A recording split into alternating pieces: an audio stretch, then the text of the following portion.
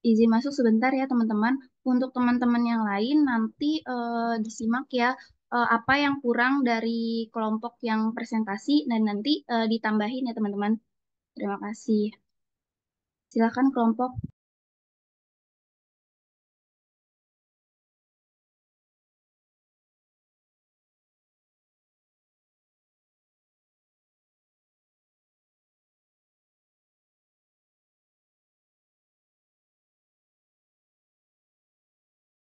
Ya baik, sebelumnya izin untuk off-cam ya. Jadi kelompok dia akan mempresentasikan analisis data dan diagnosa keperawatan lansia dengan gangguan otak Alzheimer.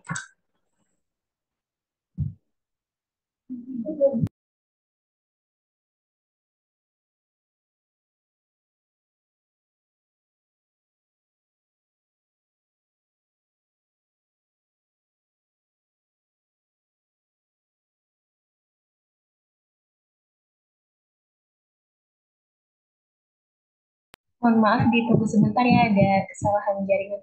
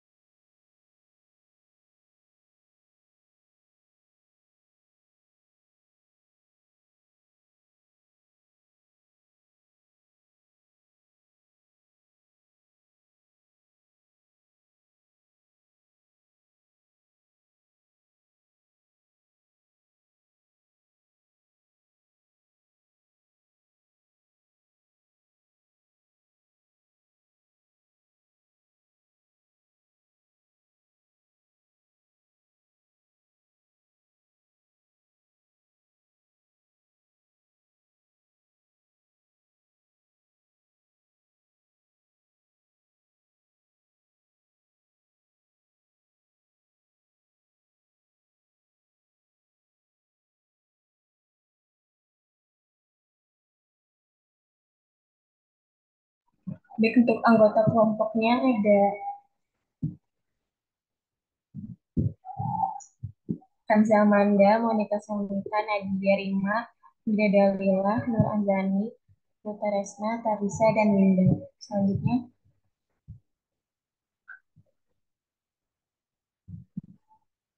yang pertama itu ada konsep dasar penyakit Alzheimer.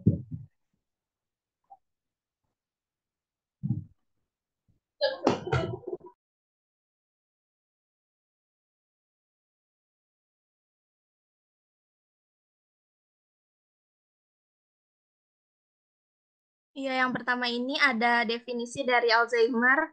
Penyakit Alzheimer ini adalah penyakit degeneratif otak yang ditandai dengan menurunnya kualitas memori, bahasa, pemecahan masalah, dan keterampilan kognitif lainnya yang mempengaruhi kemampuan seseorang untuk melakukan aktivitas sehari-hari. Terus Alzheimer ini merupakan penyebab paling umum dari demensia. Terus penurunan tersebut terjadi karena sel saraf atau neuron di bagian otak yang terlibat fungsi kognitif telah rusak sehingga tidak berfungsi secara normal. Lalu kerusakan syaraf pada penyakit Alzheimer ini pada akhirnya dapat mempengaruhi seseorang dalam melaksanakan fungsi tubuh seperti berjalan dan menelan. Terus penderita Alzheimer ini pada tahap akhir akan mengalami kematian.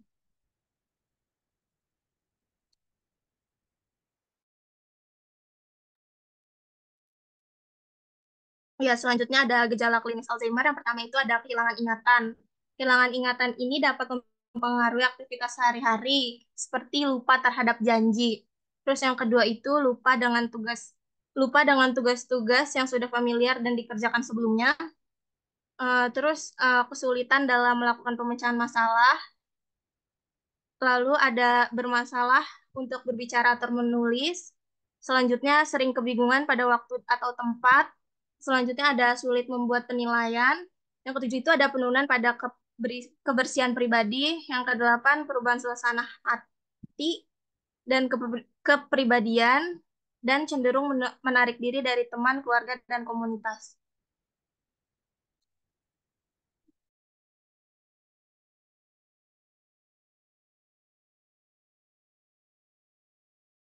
Ya, selanjutnya ada etiologi Alzheimer. Alzheimer ini ditandai dengan neurodegenerasi bertahap dan progresif yang disebabkan oleh kematian sel syaraf. Proses neurodegeneratif ini biasanya dimulai dari korteks entorhinal dalam hipokampus. Faktor genetik telah diidentifikasi sebagai penyebab Alzheimer yang muncul pada tahap awal dan akhir.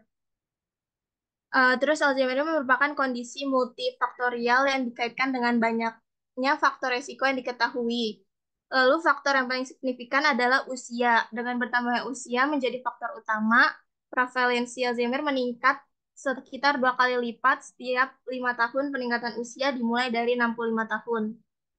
Terus faktor resiko potensial untuk Alzheimer ini meliputi cedera kepala traumatis, depresi, penyakit kardiovaskuler dan cerebrovaskuler, usia orang tua yang lebih tua saat melahirkan, merokok, riwayat keluarga dengan demensia, peningkatan kadar homocysteine dan adanya alel ApoE4. Terus memiliki kerabat tingkat pertama sehingga Alzheimer meningkatkan resiko terkena penyakit tersebut sebesar 10% hingga 30%. Terus individu dengan 2 atau lebih saudara kandung dengan Alzheimer yang muncul pada usia lanjut menghadapi risiko 3 kali lipat lebih tinggi daripada populasi umum.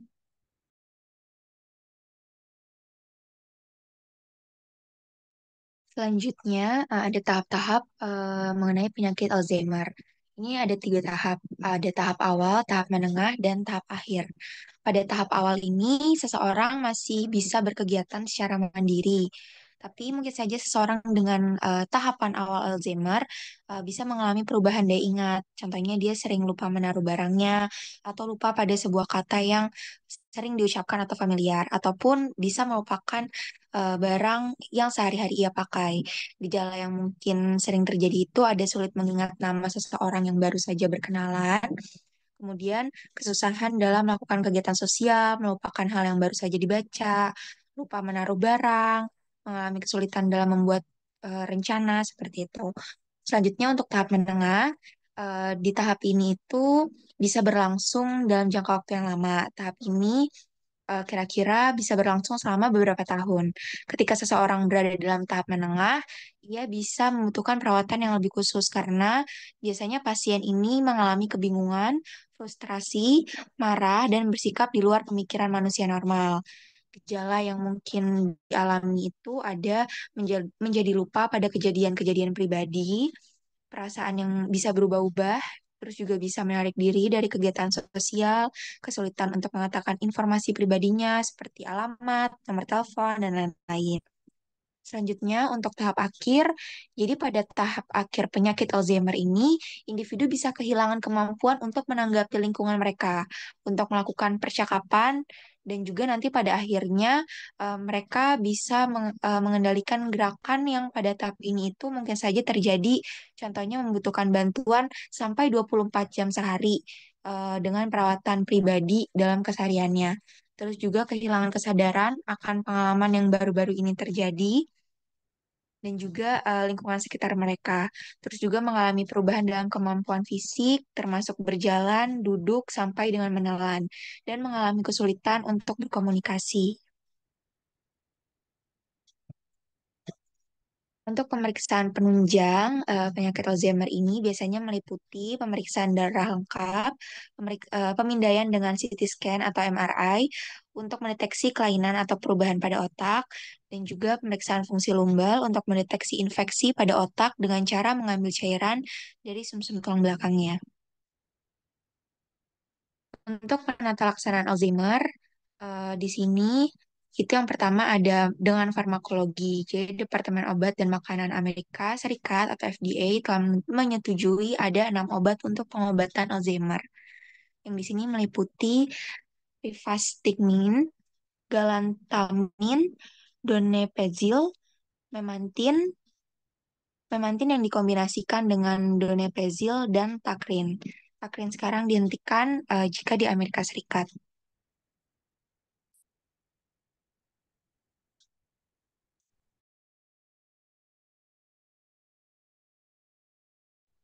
Ya, selanjutnya ada non-farmakologi, penata laksanaan non-farmakologi untuk Alzheimer pada lansia. Yang pertama ada terapi kenangan.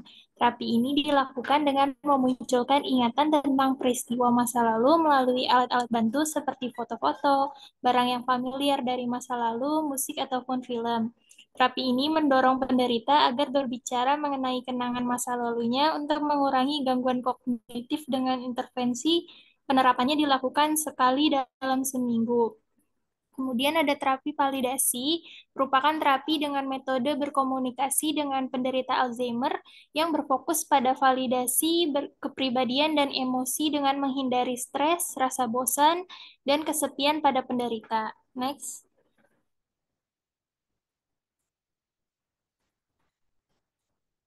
Ya, yang kedua itu non-farmakologi, reality orientation atau berorientasi pada kenyataan. Terapi ini bertujuan untuk mengurangi kebingungan dan gangguan perilaku pada pasien Alzheimer dengan mengorientasikan individu pada waktu dan tempat. Sesi ini melibatkan fasilitator yang bertugas untuk mempresentasikan informasi pribadi dan terkini kepada penderita melalui media permainan kata, teka-teki, dan disampaikan dalam lingkungan sosial dalam kelompok-kelompok kecil. Kemudian ada terapi stimulasi kognitif. Pasien dilatih untuk mengingat informasi secara progresif dalam interval waktu yang lebih lama. Dalam hal ini, pasien diberikan instruksi untuk terus mengingat nama dan wajah seseorang selama 6 bulan untuk memperbaiki kerusakan memori pada pasien Alzheimer. Next. Ini ada kasus geronti komunitas dengan masalah Alzheimer. Next.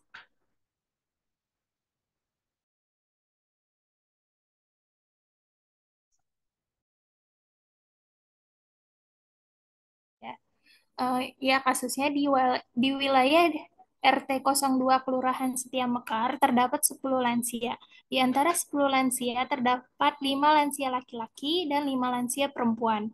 Masalah kesehatan yang ditemukan pada lansia yang ada di RT 2 ini diantaranya terdapat 4 lansia yang memiliki riwayat penyakit Alzheimer, 3 lansia yang memiliki riwayat penyakit hipertensi, 2 lansia yang memiliki riwayat penyakit delirium, dan 1 lansia yang memiliki riwayat penyakit DM.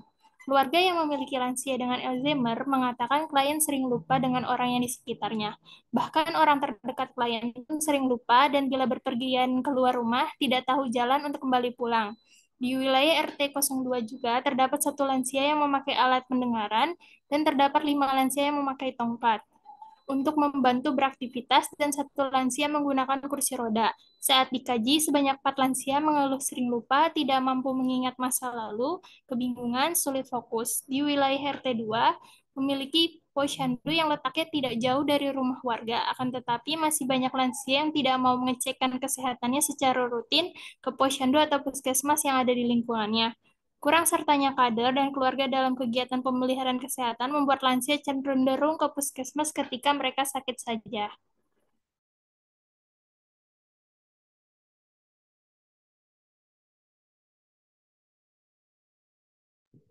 Selanjutnya ada pengkajian, yaitu ada fasilitas Yankes atau puskesmasnya itu puskesmas Kelurahan Setia Mekar. Kemudian nama perawat pengkaji itu ada perawat C dan nama kelompoknya itu Lansia Sehat Bahagia.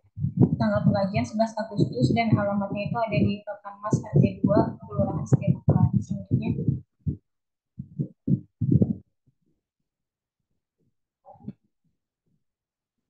ini teman-teman bisa dilihat ya data-data dasar kelompoknya itu. Di sini ada 10 pasien. Mungkin bisa dilihat ya teman-teman. Selanjutnya.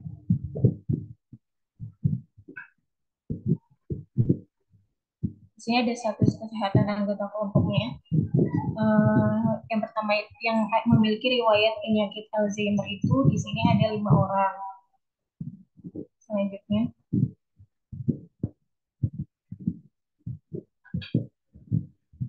Nah, di sini ada keluhan pasien itu yang pertama, Nyonya Y. Di sini dia memiliki analisis masalah kesehatan Alzheimer. Dengan keluhan yang dirasakannya itu ada sering merasa lupa, kadang merasa bingung berada di mana, kesulitan berbicara karena sulit mencari kata-kata saat berkomunikasi, dan sulit membaca berpakaian tidak serasi, dan sulit mengatur keuangan.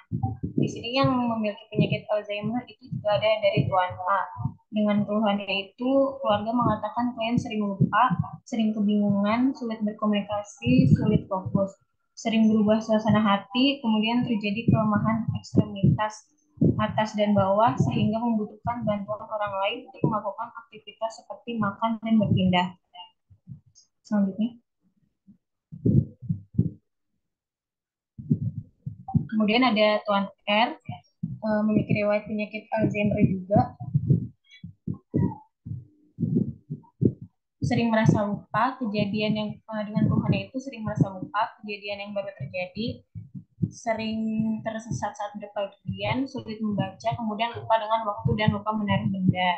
Kemudian ada Nyonya S, dengan riwayat penyakit Alzheimer-nya itu dan keluhan pasiennya itu sering merasa lupa, kadang merasa bingung berada di mana, kemudian kesulitan berbicara karena sulit mencari kata-kata saat berkomunikasi, dan sulit membaca berpakaian tidak serasi, kemudian sulit mengatur keuangan.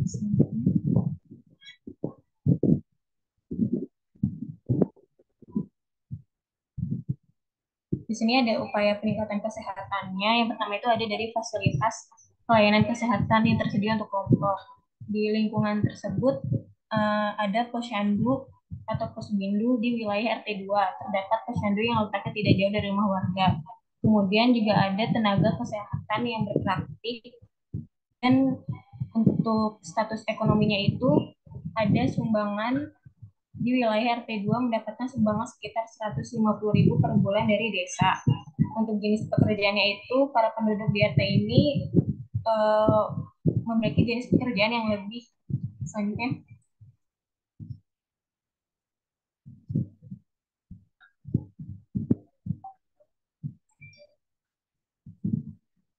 Yang lebih dominan di wirausaha. Namun ada beberapa juga yang menjadi pensiunan karyawan swasta dan pensiunan TNI.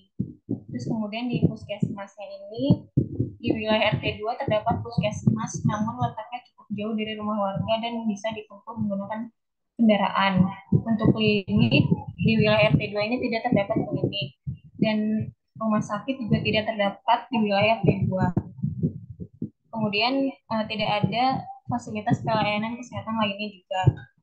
Dan rata-rata pendapatan per bulan di warga wilayah RT 2 ini diperoleh setiap bulannya itu 1 juta sampai 1.500.000. Selanjutnya.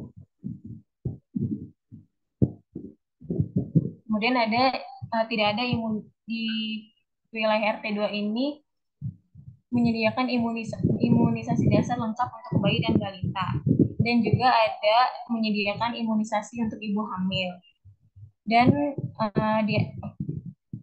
untuk sarana ibadahnya ini di wilayah RT 2 terdapat satu musola dan satu masjid yang biasa digunakan untuk beribadah umat muslim dan tidak memiliki gereja. Untuk kegiatan keagamaan itu di wilayah RT 2 biasanya setiap malam Jumat diadakan pengajian rutin ibu-ibu, dan setiap hari Sabtu pagi diadakan kajian di masjid sekitar. Untuk kepercayaan yang bertentangan dengan penanggulangan masalah kesehatan, beberapa warga RT 2 masih percaya pada budaya yang rumit. Selanjutnya.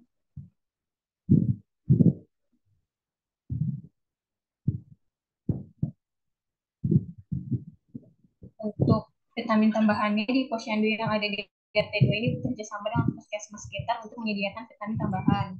Kemudian di wilayah RT 2 juga terdapat puskesmas dan posyandu.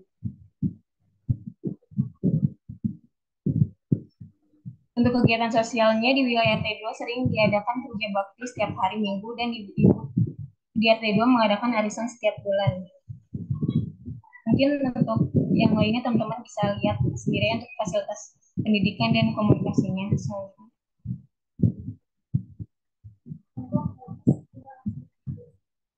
Selanjutnya di sini juga ada kebiasaan atau perilaku dalam kelompok. Mungkin teman-teman bisa dilihat ya dalam tabel. Selanjutnya.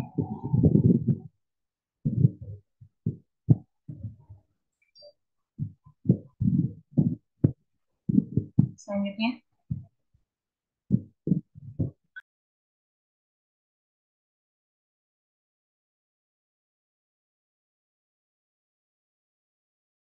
Iya, selanjutnya ada pengkajian indeks Bartel, bisa dilihat ya. Jadi kalau untuk makan, kalau mandiri itu kita kasih 10 dan kalau untuk bantuan juga kita kasih 5. Terus makan dan minum ini sama.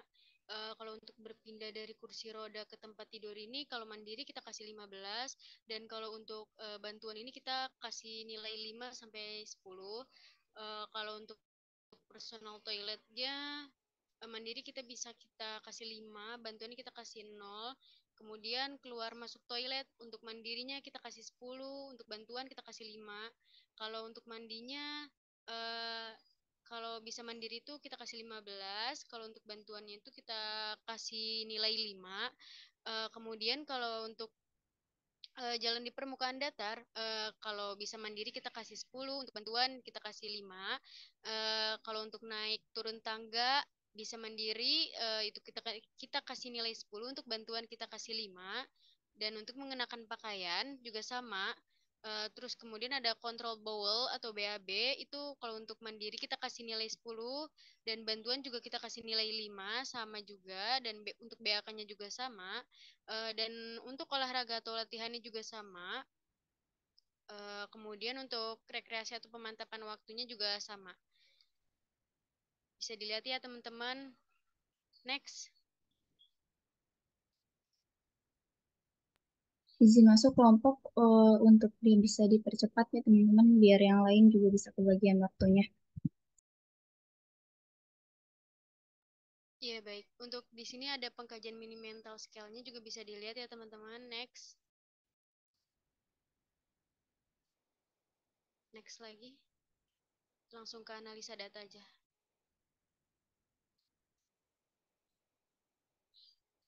Di next sampai analisa. Ya, ini analisa datanya. DS-nya dari hasil wawancara yang dilakukan lansia dengan masalah Alzheimer sering merasa lupa, kadang merasa bingung berada di mana, berpakaian tidak serasi, serta sulit mengatur keuangan. DO-nya dari data yang didapat, lansia dengan masalah Alzheimer cenderung mendapatkan hasil pengkajian MMSE dengan tanda demensia ringan hingga demensia sedang. Masalah kesehatannya ini gangguan memori, penyebab masalahnya ini proses penuaan atau gangguan kognitif. Yang kedua juga DS-nya dari hasil wawancara yang dilakukan lansia dengan masalah Alzheimer sering merasa kesulitan berbicara karena sulit mencari kata-kata saat berkomunikasi dan sulit sebentar membaca, dan itu juga masalah kesehatannya gangguan komunikasi verbal. Penyebab masalahnya ini gangguan kognitif komunikasi. Bisa di next. Kemudian DO-nya dari data yang didapat, lansia dengan masalah Alzheimer cenderung mendapatkan hasil pengkajian MMSE dengan tanda demensia ringan hingga demensia sedang. Yang ketiga ini ada DS-nya dari hasil wawancara keluarga Tuan A, terjadi kelemahan ekstremitas atas dan bawah sehingga membutuhkan bantuan orang lain untuk melakukan aktivitas seperti makan dan berpindah. DO-nya dari data yang didapat, 1 dari 4 lansia yang mengalami penyakit Alzheimer sudah ada yang mengalami tanda dan gejala yang cukup berat. Tuan A mengalami kelemahan ekstremitas atas dan bawah sehingga membutuhkan bantuan orang lain untuk melakukan aktivitas seperti makan dan berpindah. Itu masalah kesehatannya gangguan mobilitas fisik, dan untuk penyebab masalahnya itu kelemahan gangguan kognitif. Bisa di next. Ya, yang keempat ini ada jumlah lansia. Ya, bisa dilihat aja ya teman-teman, karena takut kurang waktunya. Next. Ya, kemudian di sini ada diagnosa yang didapatkan. Yang pertama ini ada gangguan memori berhubungan dengan proses penuaan. Yang kedua ada gangguan komunikasi verbal berhubungan penyakit Alzheimer. Yang ketiga ada gangguan mobilitas fisik berhubungan dengan kelemahan dan gangguan kognitif. Yang keempat ini ada defisit kesehatan komunitas pada lansia di RT02. Kelurahan Setia Mekar berhubungan dengan hambatan akses ke pemberi pelayanan kesehatan, keterbatasan sumber daya, program kesehatan kurang memadai, dan yang terakhir ini resiko meningkatnya jumlah penyakit Alzheimer pada kelompok lansia di wilayah RT 02 Kelurahan Setia Mekar dihubungkan dengan kurang terpapar informasi serta ketidakcukupan dukungan sosial. Next. Ya, selesai dari kelompok 3 Alzheimer. Kurang lebihnya mohon maaf. Kembalikan kepada moderator.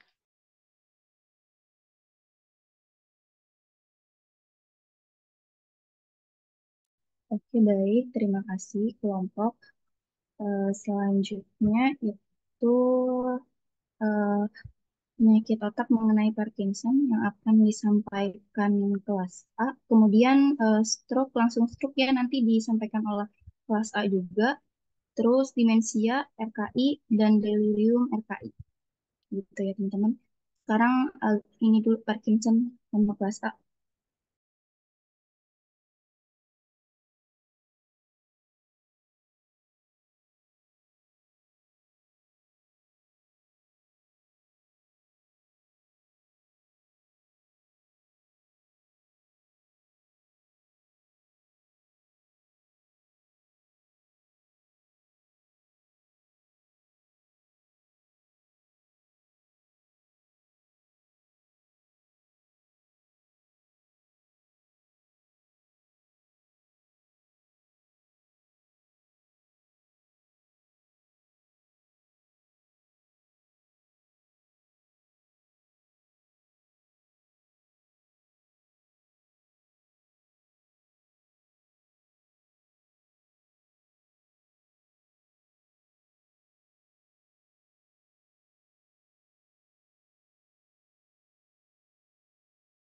Baik, izin masuk.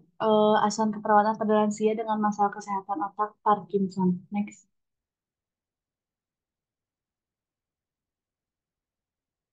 Yang pertama ada konsep dasar, definisi penyakit Parkinson.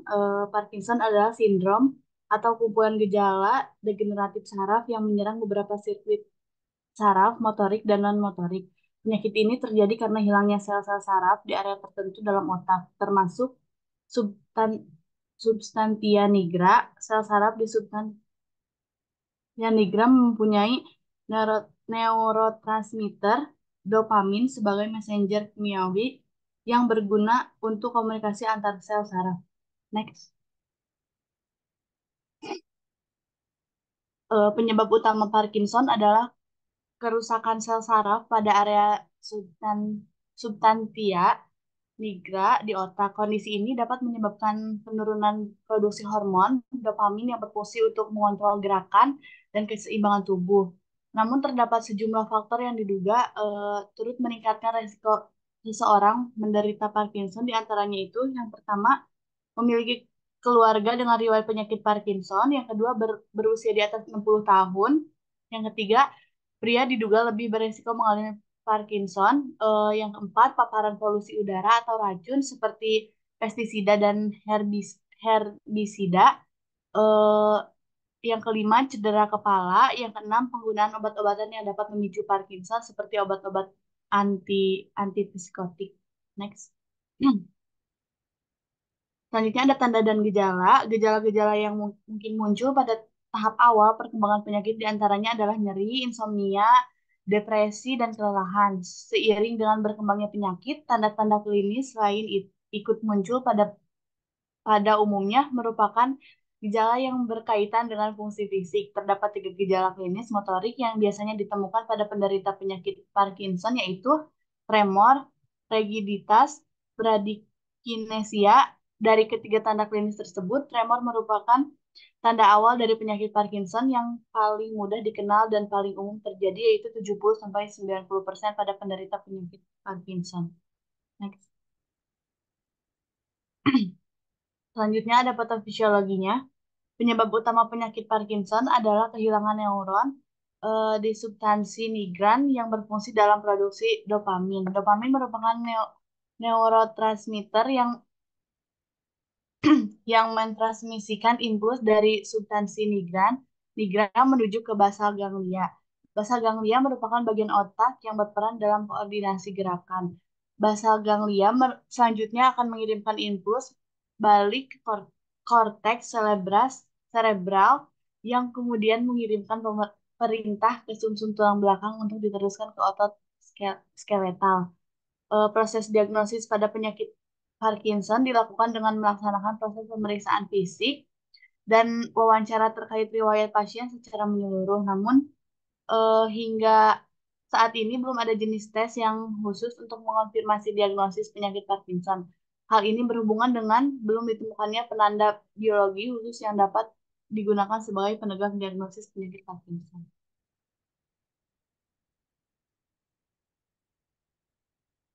Next.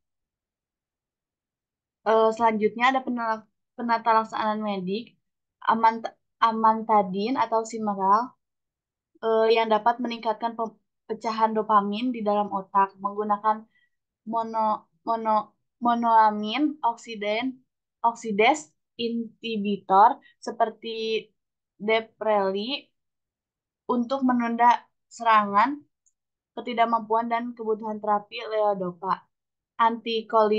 Antikolinergik untuk mengurangi transmisi kolinergi yang berlebihan ketika kekurangan dopamin. Levodopa merupakan prekursor dopamin dikombinasi dengan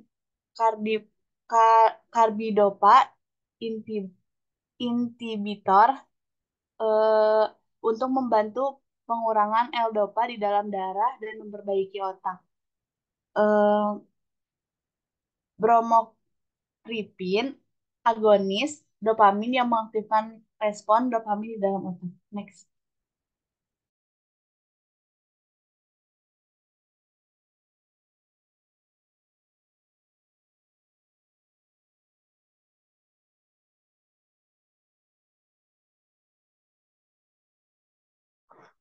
Baik, di saat ini berisi kasus fiktif.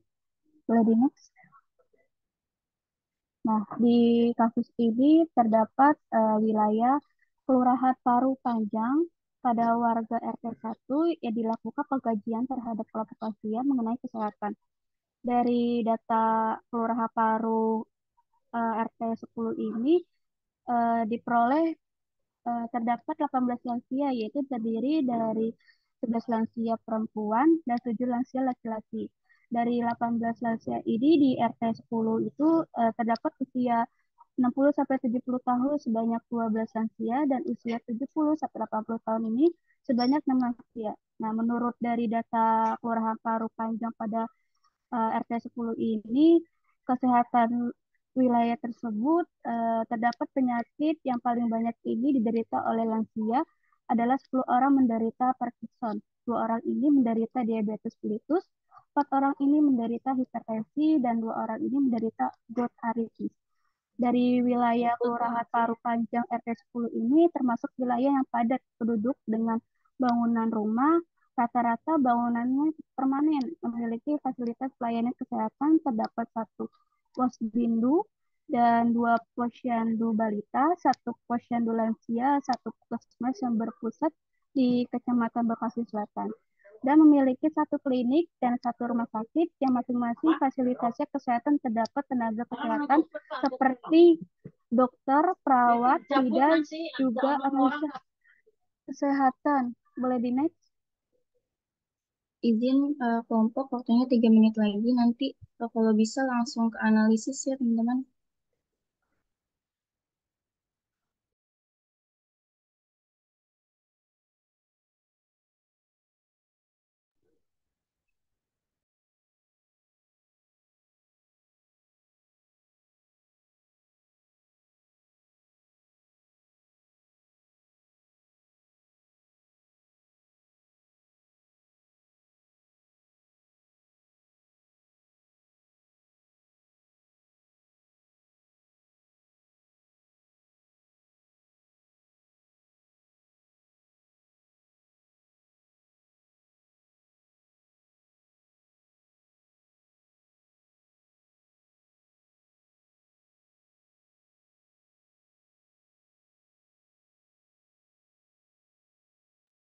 Teman-teman dilanjut. Iya, baik.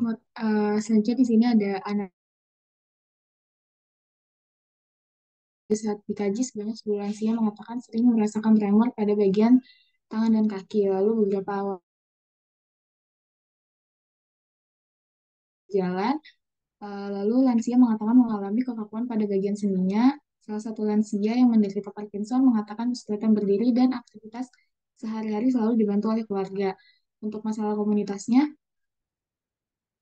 gangguan mobilitas fisik berhubungan dengan kekakuan sendi, ditandai dengan sebanyak 10 lansia Kelurahan Parung Panjang mengeluh sering merasakan tremor dan sendi mengalami kekakuan. Untuk penyebab masalahnya ada kurangnya kesadaran lansia untuk melaksanakan pergerakan sendi secara mandiri, kurangnya kesadaran lansia dalam mengonsumsi vitamin B12, B6, dan B1 untuk mengatasi tremor, dan kurangnya peran keluarga terhadap lansia. Selanjutnya,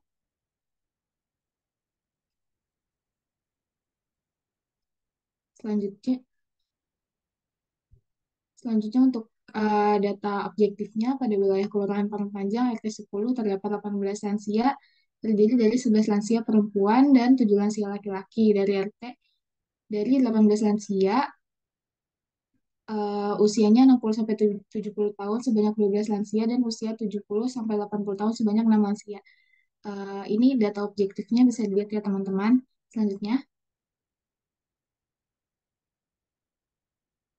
Selanjutnya, untuk masalah yang kedua ini, data subjektifnya lansia mengatakan sering melihat dan mendengar sesuatu yang sebenarnya tidak ada. Keluarga mengatakan sering melihat lansia berbicara sendiri. Lansia mengatakan ada suara berbisik. Lansia mengatakan melihat bayangan yang sedang berlalang. Untuk data objektifnya, lansia berbicara lambat dan diulang-ulang. Lansia tampak bicara sendiri, tampak menunjuk-nunjuk ke arah tertentu, tampak takut dan kebingungan. Lansia yang menderita Parkinson juga sering mengalami halusinasi. Untuk masalah komunitasnya, gangguan persepsi sensori berhubungan dengan gangguan pendengaran dan penglihatan ditandai dengan mendengar suara bisikan atau melihat bayangan. Penyebab masalah bisa dilihat ya teman-teman selanjutnya. Lalu yang ketiga ada data subjektif, yaitu sebagian besar warga Parung Panjang RT 10 mengatakan tidak mengetahui mengenai penyakit Parkinson. Untuk data objektifnya, terdapat 10 lansia di RT 10 Kelurahan Parung Panjang yang tidak mengetahui mengenai Parkinson. Mungkin data objektifnya bisa dilihat ya teman-teman. Untuk masalah komunitasnya ada defisit pengetahuan berhubungan dengan kurang terpapar informasi ditandai lansia RT 10 Kelurahan Parung Panjang tidak banyak yang mengetahui apa itu Parkinson. Untuk penyebab masalahnya ada kurangnya pengetahuan lansia mengenai Parkinson, kurang peran serta kader dalam kegiatan penata laksanaan Parkinson. Selanjutnya, di sini ada scoring dari 3 diagnosa yang tadi sudah disebutkan oleh teman-teman. Selanjutnya, selanjutnya. Ya, di sini ada diagnosa keperawatannya. Yang pertama ada gangguan mobilitas fisik berhubungan dengan kekakuan sendi ditandai sebanyak 10 lansia Kelurahan Parung Panjang mengeluh sering merasakan tremor dan sendi mengalami kekakuan.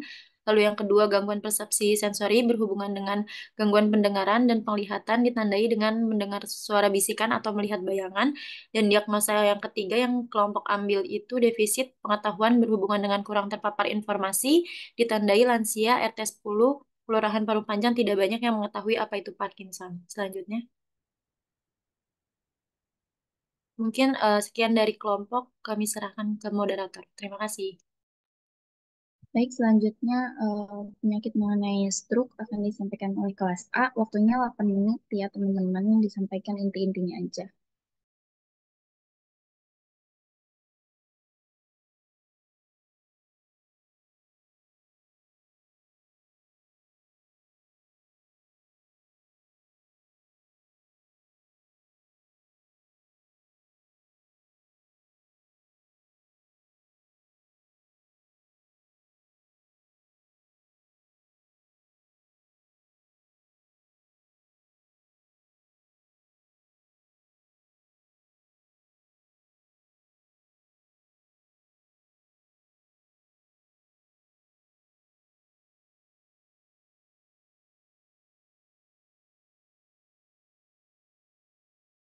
Ya baik, izin masuk.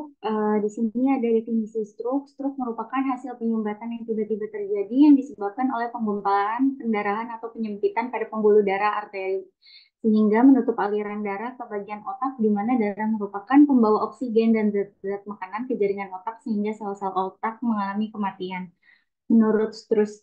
Menurut Sutrisno pada tahun 2007 terdapat dua klasifikasi stroke. Yang pertama ada stroke iskemik dan stroke hemoragik.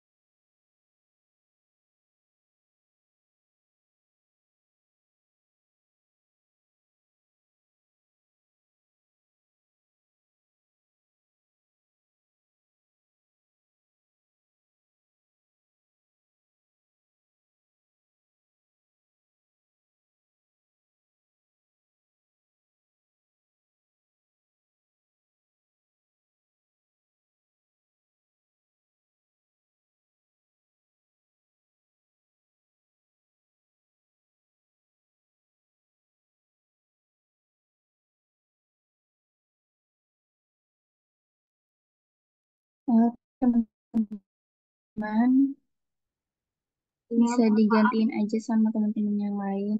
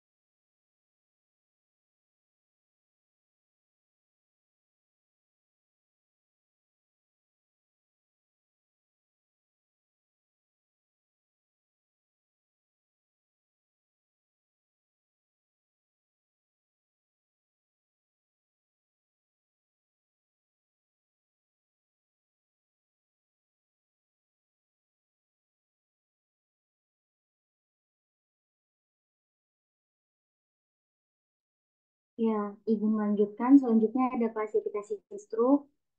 Di sini klasifikasi stroke terbagi menjadi dua. Yang pertama ada iskemik, yaitu terjadi akibat suplai darah ke jaringan otak berkurang. Hal ini disebabkan karena obstruksi total atau sebagian pembuluh darah otak yang terdiri dari trombosis cerebri dan emboli cerebri.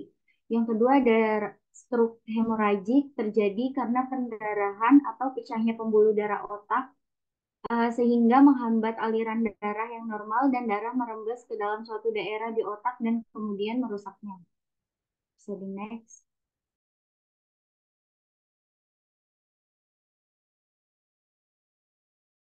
Ya, selanjutnya ada etiologi stroke. Menurut Brunner dan Sudak, pada tahun 2008, stroke biasanya diakibatkan dari salah satu empat kejadian. Yang pertama ada trombosis atau bekuan darah di dalam pembuluh darah otak atau leher.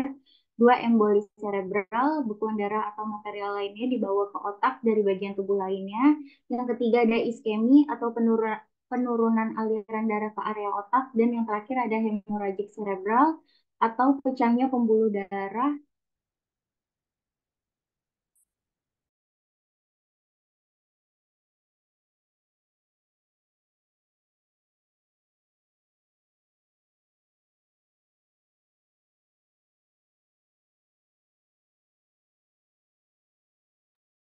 Ya, baik, izin melanjutkan. Yang terakhir ada hemoragik cerebral atau pecahnya pembuluh darah cerebral dengan perdarahan ke dalam jaringan otak atau ruang otak sekitar otak. Bisa di next.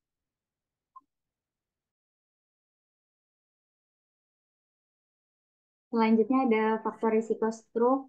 Menurut Wijaya dan Putri, tahun 2015 mengatakan beberapa faktor risiko yang menyebabkan terjadinya stroke. Yang pertama ada hipertensi, dua penyakit kardiovaskuler, tiga diabetes mellitus, empat merokok, lima alkohol, enam peningkatan kolesterol, dan yang terakhir ada obesitas. Selanjutnya ada manifestasi stroke. Selanjutnya ada manifestasi dari stroke. Jadi yang pertama ini ada trombosis cerebral. Jadi tanda dan gejala trombosis cerebral ini tuh bervariasi seperti sakit kepala, pusing, perubahan kognitif, atau kejang. Nah, secara umum.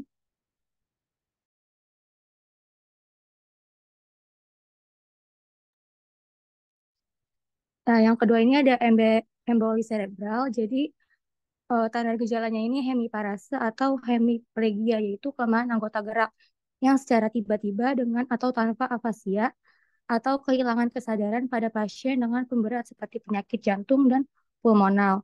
Selanjutnya.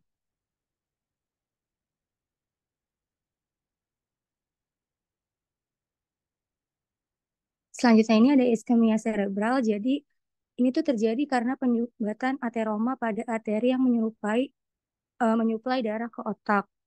Tanda dan gejalanya tuh biasanya muncul seperti kehilangan penglihatan tanpa nyeri yang tiba-tiba pada salah satu mata atau penurunan lapang penglihatan pada salah satu mata seperti vertigo, diplopia, gangguan kesadaran, kebas atau kelemahan baik pada tangan atau kaki, dan mungkin terjadi juga kesulitan bicara atau memahami bicara yang terjadi biasanya tidak lebih dari 24 jam. Kemudian yang selanjutnya ini ada hemoragi cerebral. Tanda dan gejalanya itu sakit kepala hebat, serta terjadi defisit neurologik seperti penurunan kesadaran nyata, stupor atau koma, dan abnormalitas pada tanda-tanda vital. Selanjutnya.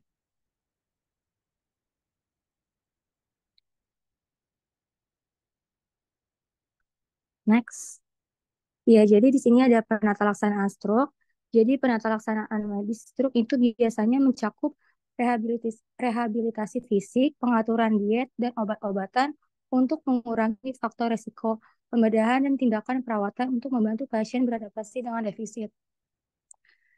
Seperti itu. Ya, baik, izin melanjutkan. Di sini penata laksanaan stroke, penata laksanaan medis stroke biasanya mencakup rehabilitasi fisik, pengaturan diet dan obat-obatan atau mengurangi faktor risiko, pembedahan dan tindakan perawatan untuk membantu pasien beradaptasi dengan defisit seperti gangguan motorik dan kelumpuhan menurut Woodruff pada tahun 2015.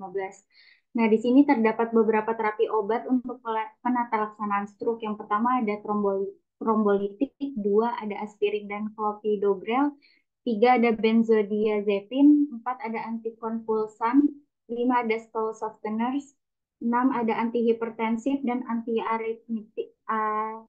antiaritmik, dan yang terakhir ada analgesik. Bisa di next.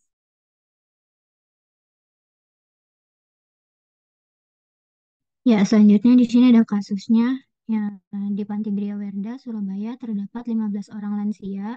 Lalu lansia-lansia tersebut dengan masalah kesehatan yang berbeda-beda ditandai saat pengkajian 7 orang berjenis kelamin laki-laki dan 8 orang berjenis kelamin perempuan.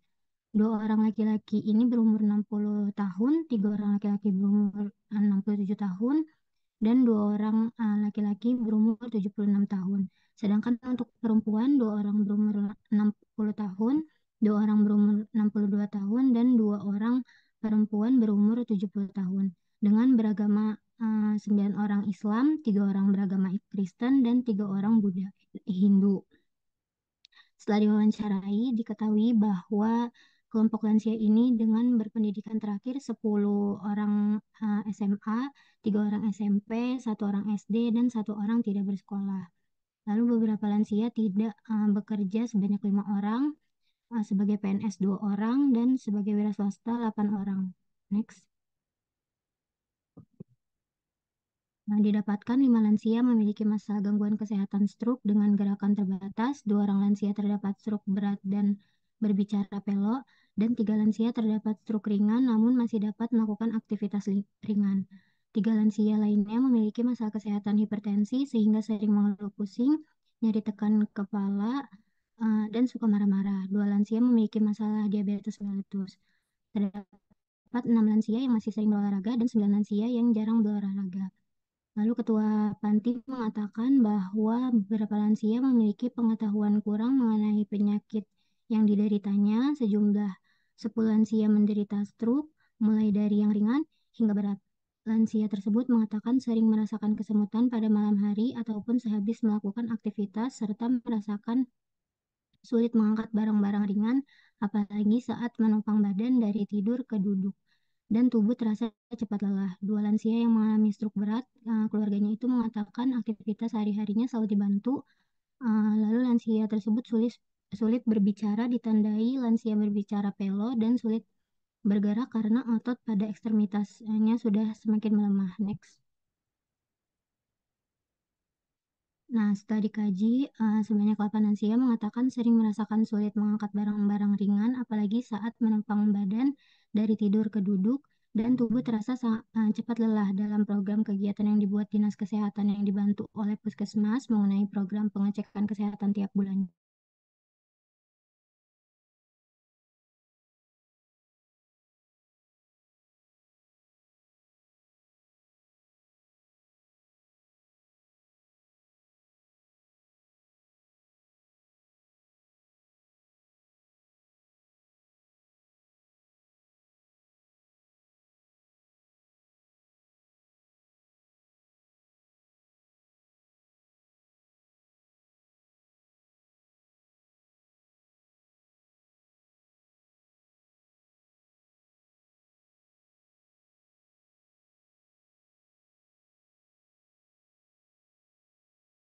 Baik, selanjutnya di sini ada analisa data.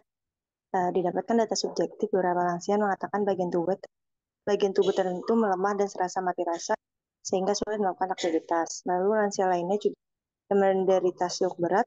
Keluarga mengatakan aktivitas sehari-hari selalu dibantu.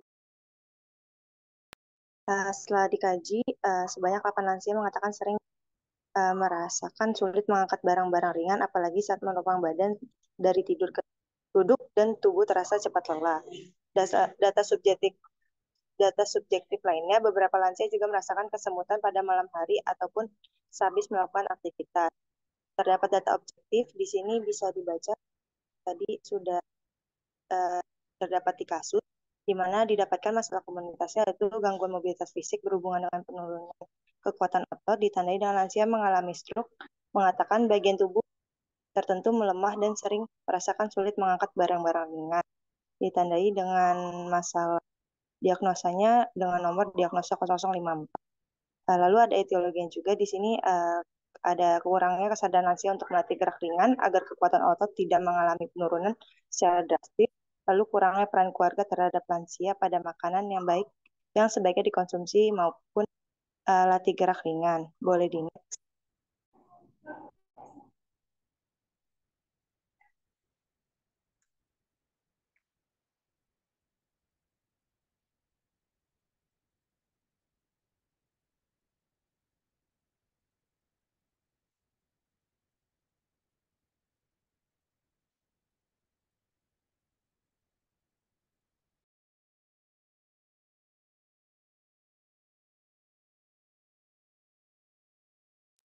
Ayo teman-teman dipercepat ya.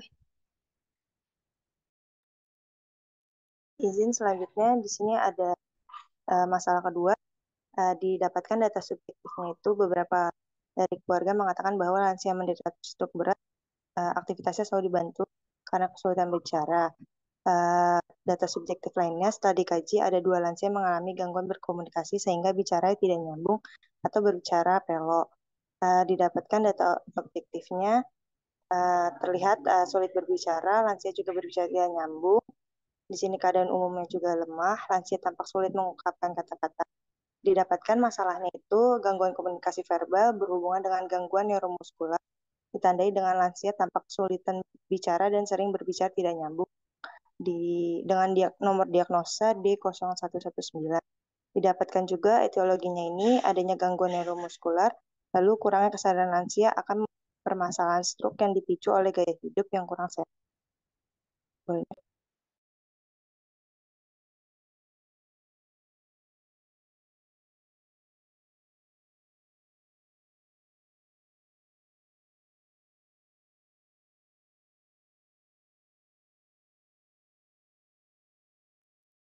Baik, selanjutnya demensia vaskuler disampaikan oleh kelas RKI, waktunya 8 menit, dipersilahkan.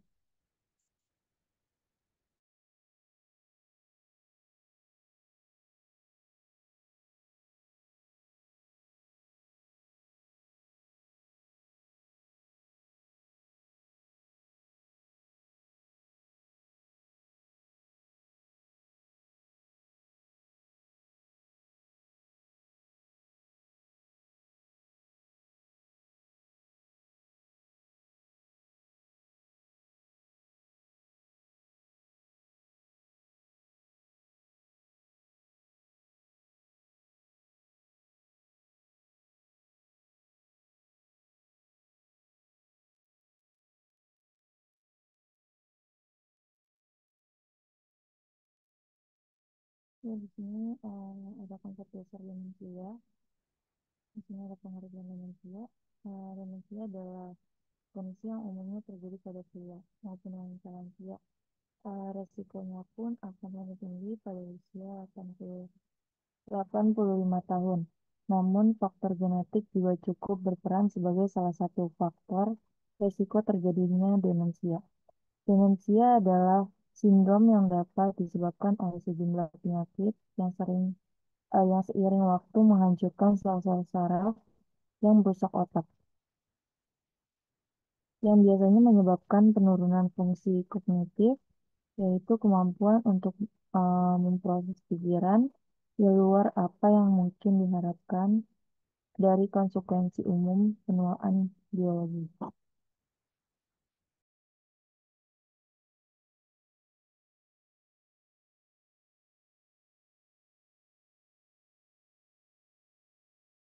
Lalu ini ada gejala demensia. Yang pertama itu ada kehilangan memori, kesulitan dalam melakukan rutinitas pekerjaan, masalah dengan bahasa, disorientasi, dan tidak dapat mengambil keputusan. Next. Selanjutnya ada etiologi demensia. Demensia ini terjadi akibat kerusakan atau kematian sel-sel otak.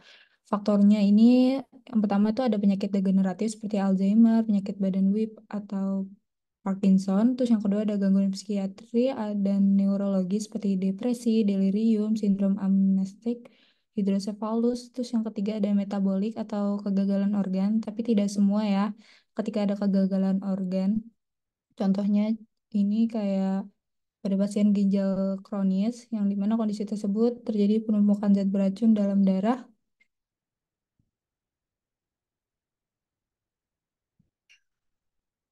Terus juga ada trauma. Maaf, sebelumnya apakah suara saya putus-putus? Enggak, Safra. Oke. Bisa di back dulu, Angel. Nah, terus yang keempat ada endokrin. 5 ada nutrisi seperti defisiensi vitamin B6 atau B12. Terus yang keenam ada neoplastik. Bisa di next. Terus yang ketujuh ada trauma. Yang kedelapan ada imunologis. Yang kesembilan ada infeksi. Dan yang 10 ini ada penyakit cerebrovaskuler. Dan ini hanya terjadi pada demensia vaskular. Bisa di next.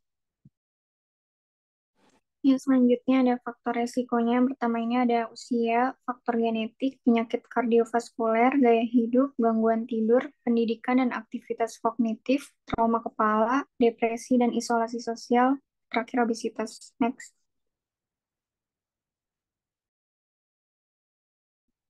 Ya, di sini ada beberapa jenis demensia. Yang pertama ada jenis penyakit Alzheimer yang paling umum di kalangan orang dewasa yang lebih tua ya. Terus yang kedua ada demensia frontotemporal, ada dibagi dua jenisnya. Yang pertama ada varian perilaku frontotemporal demensia, di mana kerusakannya itu menyebabkan masalah perilaku dan kepribadian. Dan ada afasia progresif primer atau PPA terjadi ketika kerusakan di kedua sisi kepala yang paling dekat dengan telinga, menyebabkan masalah bahasa pada lansia. Next. Lalu jenis yang ketiga ada demensia Lewy body, itu di mana disebabkan oleh endapan abnormal protein alfa sinuklein yang disebut dengan badan Lewy. Eh, Gejalanya itu, penyebab dari demensia ini mengurangi kadar zat kimia penting yang dibutuhkan untuk mengirimkan pesan ke seluruh otak dan memutus sel-sel saraf yang akhirnya menyebabkan sel-sel tersebut berhenti bekerja. Lalu ada jenis demensia vaskular, di mana disebabkan oleh kondisi yang merusak pembuluh darah. Gejala demensia vaskular ini yang paling umum terjadi itu tahap awalnya seperti yang pertama masalah dalam perencanaan atau pengorganisasian, pengambil keputusan, dan pemecahan masalah. Lalu ada kesulitan mengikuti serangkaian langkah, eh, ada kecepatan berpikir lebih lambat, dan masalah berkonsentrasi, termasuk kebingungan mendadak. Next. Lalu yang terakhir ada jenis demensia campuran, yaitu gabungan dari dua atau lebih jenis demensia yang tadi disebutkan. Tidak ada gejala yang pasti untuk demensia ini. Hal ini dikarenakan gejala seseorang bergantung pada kontribusi relatif dari masing-masing jenis demensia yang dideritanya tadi.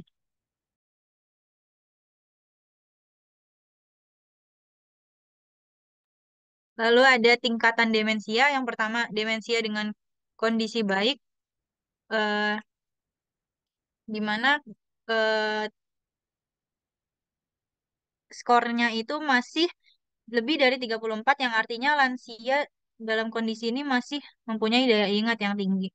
Lalu ada demensia tingkatan sedang, yaitu skor MMSE-nya itu, mini mental state-nya itu udah mulai di bawah minimal, yaitu 18 sampai 23, yang artinya fungsi memori yang terganggu bisa menyebabkan luka akan hal baru yang dialami lansia.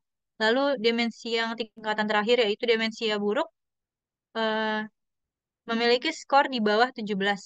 Lalu gejalanya nanti disorientasi, gangguan bahasa, mudah bingung, dan penurunan fungsi memori yang lebih berat.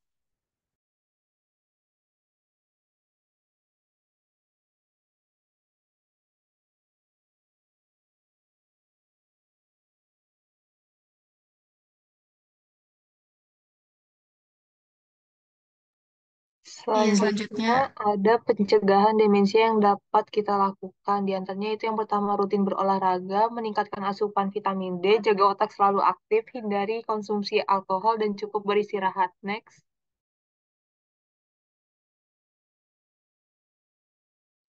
Selanjutnya ada komplikasi. Yang pertama ini ada masalah perilaku dan psikologis. Yang kedua ada kesulitan komunikasi. Yang ketiga masalah kesehatan fisik. Yang keempat kehilangan mobilitas. Yang kelima kehilangan kemampuan menilai situasi.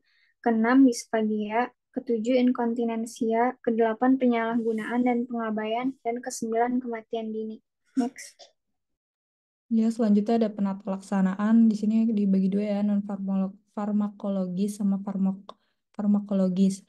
Di non farmakologis ini cenderung lebih ke edukasi, seperti memberi informasi dan edukasi kepada keluarga dan pengasuhnya. Yang kedua, menginstruksikan aktivitas sehari atau ADL dan kegiatan sosial. Yang ketiga, melaksanakan intervensi untuk meningkatkan fungsi kognitif. Yang keempat, memberikan dukungan kepada keluarga atau pengasuh. Terus untuk di farmakologis ini yang dibagi dua, yaitu dengan gejala kognitif demensia. Yang pertama, itu ada inhibitor kolinesterase. Ini sama aja ya kayak pengobatan pada Alzheimer. Terus ada memantin, terus ada antipsikotik atipikal dosis rendah. Terus juga ada penstabil suasana hati, bisa di next. Nah, ini contoh obat, tekaran sama efek sampingnya ya. Bisa dilihat, bisa di next. Terus yang kedua di sini farmakologis dengan gejala perilaku dan psikologis. Yaitu agen psikotropika berguna untuk mengidap BPSD atau behavioral and psychological symptoms of dementia. Bisa di next. Nah, ini contohnya juga ya. Bisa dilihat. Bisa di next.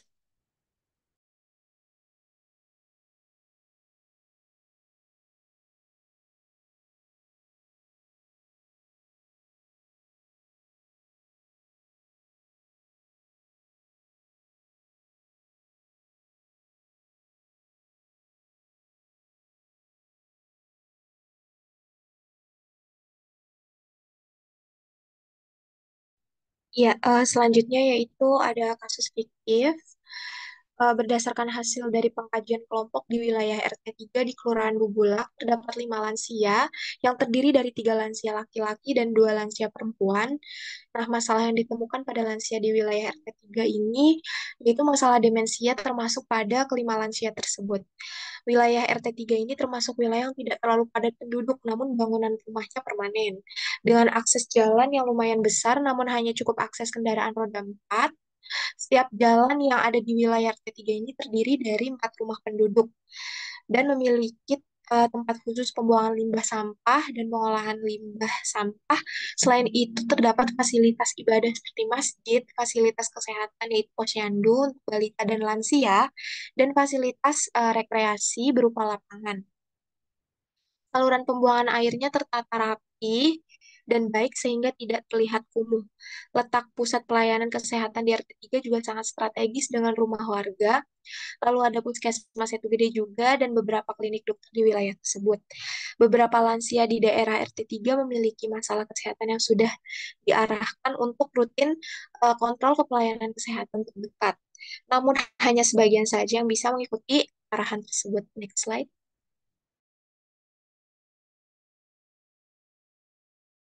Izin kelompok waktunya 3 menit lagi ya. Ya, baik.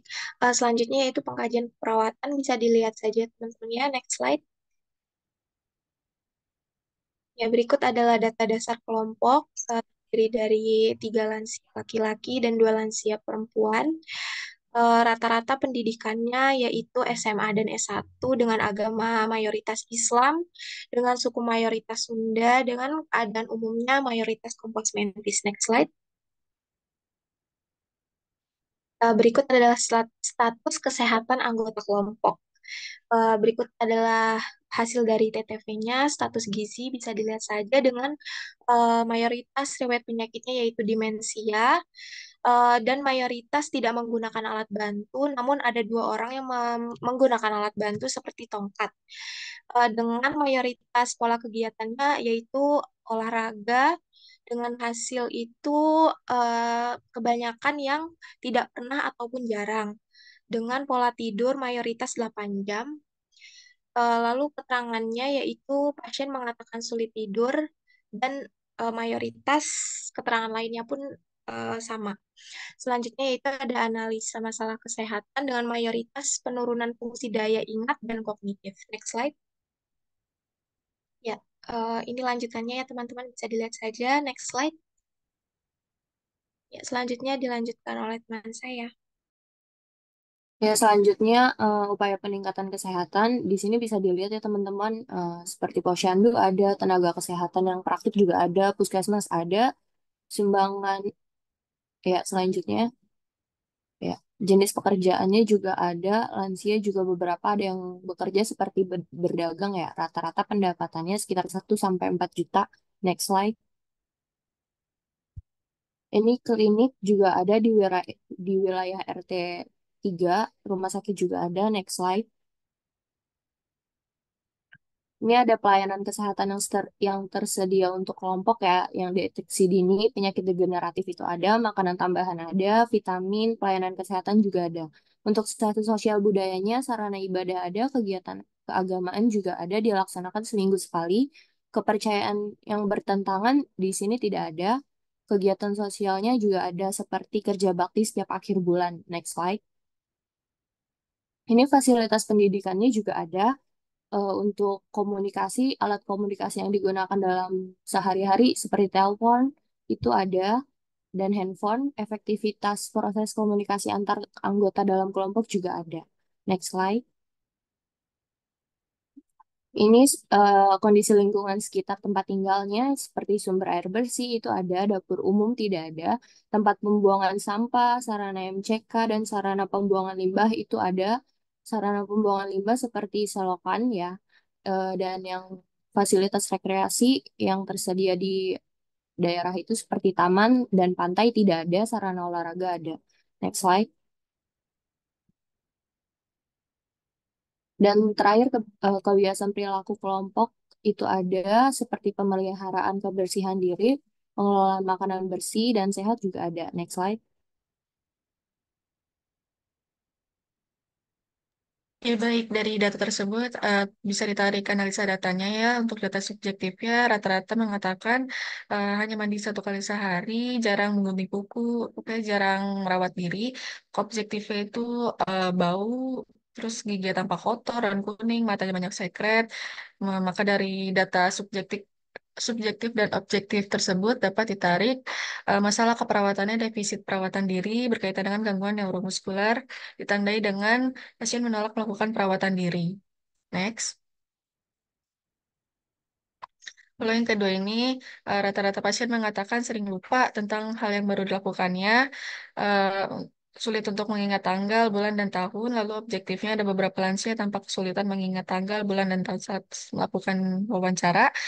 Untuk dari data subjektif dan objektif kedua ini dapat ditarik masalah keperawatannya gangguan memori berkaitan dengan proses penuaan dibuktikan dengan pasien mengatakan bahwa sering lupa tentang hal-hal yang baru dilakukannya. Next. Untuk analisa selanjutnya yaitu subjektifnya mengeluh sering terbangun apabila tidur malam, lalu sulit tidur karena lingkungannya bising dan mengatakan kemampuan untuk beraktivitasnya menurun. Dari analisa data tersebut dapat ditarik masalah keperawatan gangguan pola tidur berkaitan dengan hambatan lingkungan, yaitu kebisingan lingkungan, dibuktikan dengan keluhan pasien atas kebisingan lingkungan yang membuatnya sulit tidur. Next. Nah, dari analisa data yang telah dilakukan, dapat ditarik 3 diagnosa. Yang pertama adalah defisit perawatan diri berkaitan dengan gangguan neuromuskular, dibuktikan dengan pasien menolak melakukan perawatan diri. Yang kedua ada gangguan memori berkaitan dengan proses penuaan, dibuktikan dengan sering lupa tentang hal yang baru dilakukannya. Lalu yang ketiga ada gangguan pola tidur dengan hambatan berkaitan dengan hambatan lingkungan, yaitu kebisingan lingkungan, dibuktikan dengan keluhan pasien atas kebisingan lingkungan yang membuatnya sulit tidur.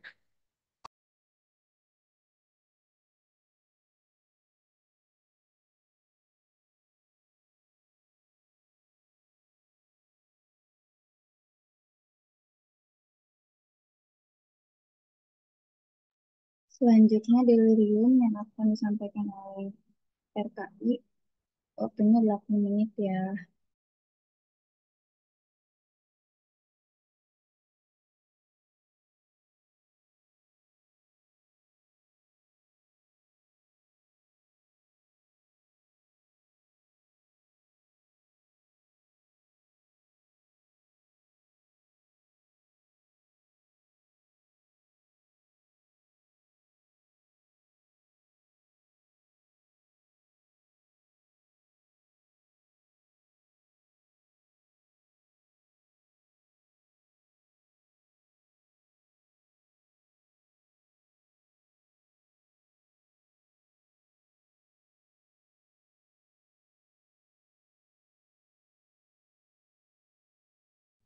Izin bertanya, apakah terlihat? Caca. Sudah terlihat. Oke, jadi di sini kami dari kelompok RKI akan menjelaskan mengenai analisa data dan diagnosa keperawatan pada kelompok lansia dengan masalah kesehatan otak yaitu delirium. Untuk sebentar, oke. Untuk kelompoknya di sini ada Tia, Dini, Hairunisa, Kansa yaitu saya sendiri, Mediana, Muhammad Zaki Akbar, Raihana, dan Rena. Selanjutnya bisa dilanjut oleh rekan saya. Terima kasih. Ini yang pertama kita bahas definisi dari delirium. Jadi delirium itu merupakan gangguan mental akut yang menyebabkan perubahan mendadak dalam kesadaran, perhatian, dan kemampuan berpikir. Nah, delirium ini biasanya terjadi pada orang berusia 65 tahun atau lebih yang biasanya disebabkan oleh kondisi medis atau obat-obatan. Bisa di next?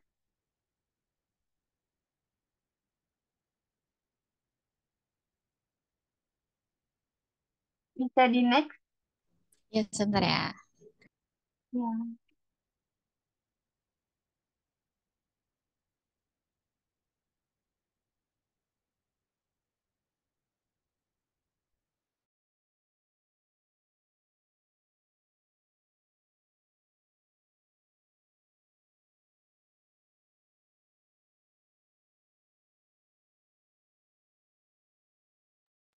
Jembatannya ada bisa lihat tuh ya. oh iya, terlihat. Selanjutnya, di sini ada definisi delirium menurut Rianto pada tahun 2019. Delirium adalah gangguan akut kesadaran dan perhatian yang disertai dengan perubahan fungsi kognitif atau persepsi yang berkembang dalam waktu singkat dan biasanya berfluktuasi panjang hari dan seringkali berkaitan dengan kondisi medis tertentu.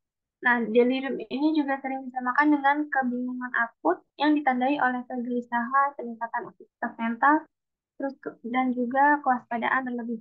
Tadi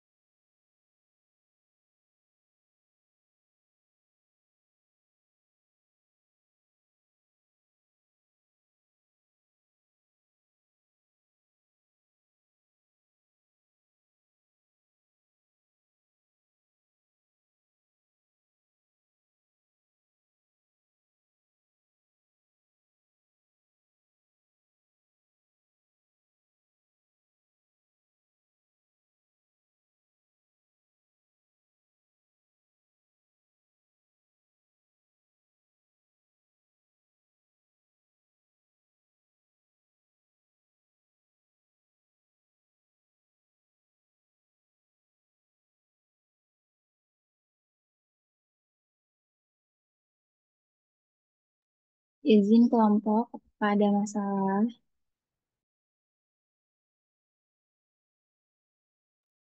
Ya, izin moderator, mohon ditunggu sebentar.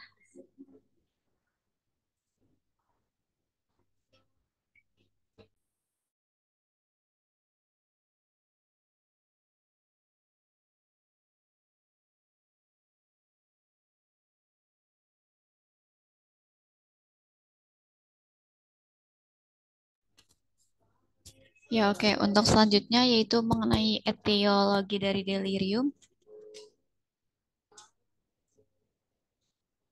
Ya, sebelumnya mohon maaf, sepertinya ini ada slide yang terhapus ya. Jadi, seperti yang kita tahu dulu, awalnya ini kan memang delirium ini merupakan manifestasi stres pada fungsi sistem saraf pusat, uh, di mana patofisiologinya ini belum sepenuhnya dipahami dan kemungkinan juga tidak ada etiologi tunggal. Nah, beberapa teori ini menggambarkan kemungkinan penyebab patofisiologis delirium ini dan setiap kasus delirium mungkin melibatkan satu atau lebih dari teori ini dalam proses kompleks dan saling terkait. Jadi di sini sebenarnya ada dua faktor. Yang pertama itu ada faktor predisposisi. Sebelumnya saya mohon maaf, sepertinya untuk slide yang faktor predisposisi terhapus ya. Nah, jadi di faktor faktor predisposisi ini di sini itu ada dari demensia, terus habis itu dari obat-obatan, terus dari usia yang lanjut juga bisa menyebabkan delirium, terus habis itu ada dari kecelakaan otak, di mana kecelakaan otak ini biasanya mengakibatkan kayak stroke atau penyakit Parkinson seperti itu. Lalu untuk selanjutnya ada dari gangguan penglihatan sama pendengaran, terus sama ada ketidakmampuan fungsional. Nah, lalu selanjutnya di sini ada faktor presipitasi. Untuk faktor presipitasi ini biasanya yang pertama ini dari medikasi, dari tindak-tindakan medis.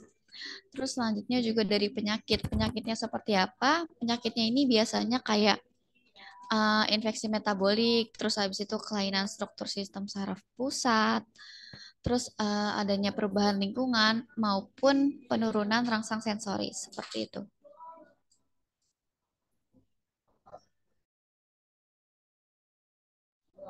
Bisa dilanjut ya.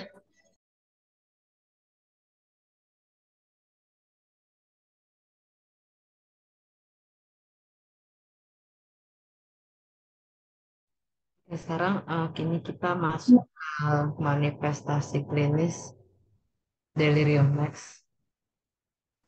Terus yang pertama itu ada gangguan kesadarannya. Jadi ini tuh maksudnya berkurangnya kesadaran dengan berkurangnya kemampuan untuk memfokuskan, mempertahankan atau mengalihkan perhatian. Terus ini pasien itu biasa terlihat lesu, mengantuk, tetapi mudah terangsang. Jadi kalau tanpa dirangsang dia bisa ngantuk, tapi kalau misalkan dirangsang itu dia bisa bisa sadar lagi gitu loh. Terus habis itu ada gangguan perhatian dan konsentrasi. Ini terjadi akibat ketidakmampuan untuk memfokuskan atau mempertahankan perhatian. Terus habis itu perhatiannya bergeser dengan cepat dan tidak sengaja menyebabkan disorientasi. Next. Terus gangguan pikiran ini pengorganisasian informasi pada pasien delirium ini terganggu. Terus habis itu tidak dapat membuat keputusan yang tepat atau melakukan tugas-tugas sederhana kayak ADL gitu ya. Dia susah untuk melakukan itu. Terus habis itu penilaian wawasan mungkin buruk. Lalu gangguan memori dan orientasi. Di sini ada kecenderungan untuk salah mengira hal yang nggak dikenal sebagai hal yang dikenal. Terus habis itu pada kasus yang parah juga si pasien ini bisa lupa apakah dia ini tuh udah pakaian atau enggak atau dia tuh sekarang ada di mana di luar ruangan atau enggak, dia benar-benar bingung gitu loh. Terus habis itu dia kadang dia disorientasi waktu, tempat dan orang. Next. Terus gangguan bahasa ini ucapannya nggak tertata dengan baik, terus melambat, nggak jelas, atau kesulitan untuk membentuk kalimat. Next. Teman-teman, maaf, waktunya udah lebih dari 15 menit, tolong dipercepat ya.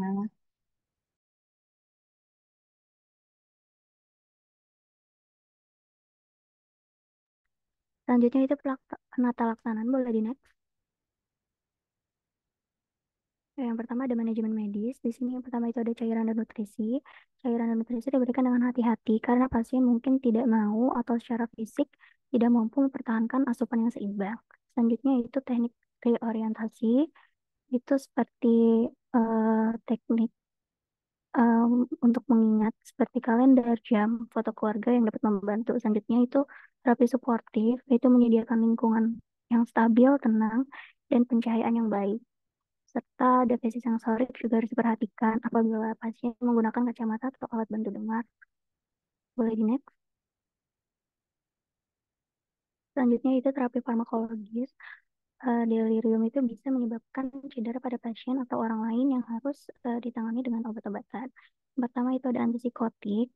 Golongan obat ini yaitu golongan obat yang digunakan untuk gejala psikotik pada delirium. Selanjutnya ada benzodiazepin yang diperuntukkan untuk pasien yang delirium akibat kejang atau putus obat akibat alkohol atau obat penenang.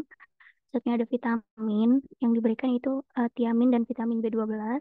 Selanjutnya ada obat penenang hipnotik. Agen-agen dalam kelas ini mungkin berguna dalam pencegahan dan penanganan delirium, misalnya melatonin dan ramelteon. Boleh di next. Selanjutnya ada intervensi keperawatan. Yang pertama itu membantu pengobatan masalah yang mendasari, misalnya keracunan obat atau penyalahgunaan obat, proses infeksi, hipoksemia, defisit nutrisi atau manajemen nyeri. Selanjutnya melakukan cek hipoksia. Selanjutnya mempertahankan keseimbangan cairan dan elektrolit yang normal. Tetapkan atau pertahankan nutrisi normal, suhu tubuh serta oksigenasi. Selanjutnya itu mengkaji status nutrisi. Selanjutnya itu memfasilitasi istirahat dan tidur yang kuat. Selanjutnya itu promote good sleep hygiene. Di sini itu menyediakan lingkungan yang tenang, mengurangi kebisingan dan rangsangan yang asing. Rest sleep ritual juga difasilitasi dan menyesuaikan cahaya dan suhu di dalam ruangan. Selanjutnya yaitu memastikan klien menggunakan alat bantu penglihatan dan pendengaran sebagaimana mestinya. Selanjutnya memfasilitasi pencegahan jatuh, misalnya memasang rel pada samping tempat tidur, tindakan pencegahan kejang, menempatkan bel pada jangkauan pasien, serta memposisikan barang-barang yang dibutuhkan, dan memfasilitasi alat bantu. Selanjutnya itu hindari penggunaan restraint karena dapat memperburuk situasi dan meningkatkan kemungkinan terjadinya komplikasi yang tidak diinginkan. Dan yang terakhir yaitu memberikan supportive care pada pasien dan caregiver atau keluarga. Boleh di next? Izin kelompok mungkin disudahi aja ya, karena selanjutnya kita bakal ada mata kuliah lagi. Oke, baik teman-teman, terima kasih atas penyampaian materinya. Selanjutnya saya serahkan ke Ibu Siti Badriah, dipersilahkan.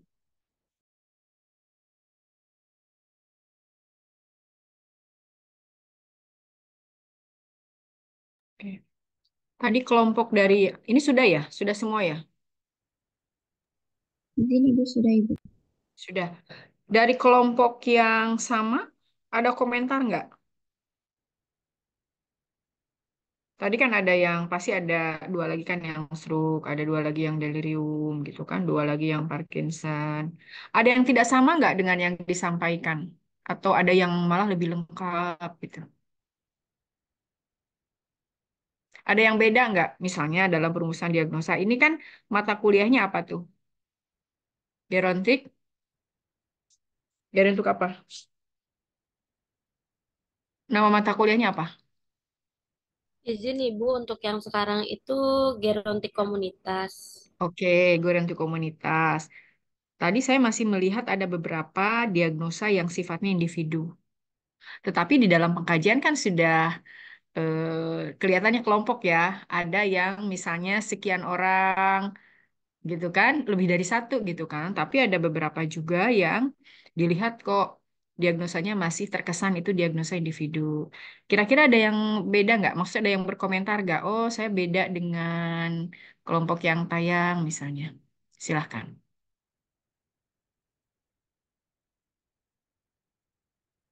Coba dari satu-satu dulu. Kelompok yang pertama tadi apa? Hmm? Yang satu, kelompok pertama yang tampil tadi? Kelas B, Alzheimer, Ibu. Alzheimer. Yang kelas A-nya sama RKI ada yang Alzheimer juga? Ada, Ibu. Ada dong pasti ya.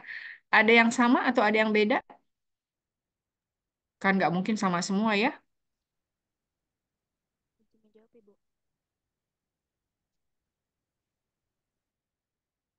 Atau sudah oke nggak dengan yang ditampilkan tadi, yang ditampilkan kelompok? Sama. Kalau ada yang tidak sama, boleh disampaikan di sini. Atau misalnya begini, kelompok A mengangkat, kelompok B tadi mengangkat diagnosa yang A misalnya. Oh, saya punya yang B-nya, saya punya yang C-nya. Coba. Sama nggak kalau ada nggak diagnosa yang tidak sama? Kan bisa saja ada yang tidak sama kan tergantung kasus fiktif yang dianggap kan, yang diangkat kan? Atau sama semua yang A sama yang RKI? Izin menjawab, Ibu. Ya, Dari kelas A tentang Alzheimer beda, Ibu, untuk diagnosanya. oke. Boleh. Coba boleh disampaikan.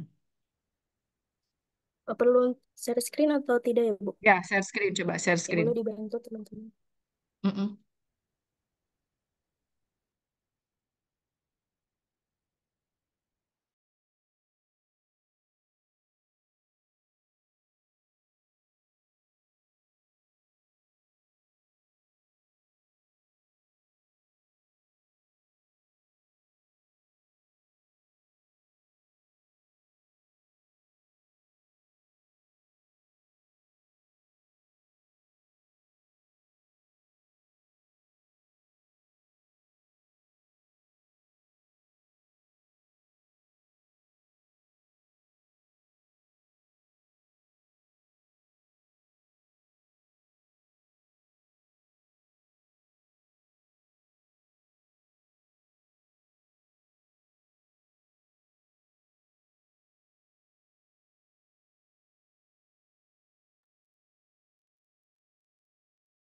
Ya, izin ini untuk diagnosa kelompok 1 kelas A Alzheimer, Ibu. Jadi yang pertama, ya karena ini masalah komunitas, jadi kita ambil pemeliharaan kesehatan tidak efektif di RT 03 atau RW 09 Kelurahan Sukaraja berdasarkan hambatan kognitif pada lansia dengan Alzheimer. Karena penurunan kemampuan daya ingat dan daya pikir lansia yang mengganggu lansia dalam pemeliharaan kesehatan. Lalu bisa next diagnosa kedua, ada next slide lagi.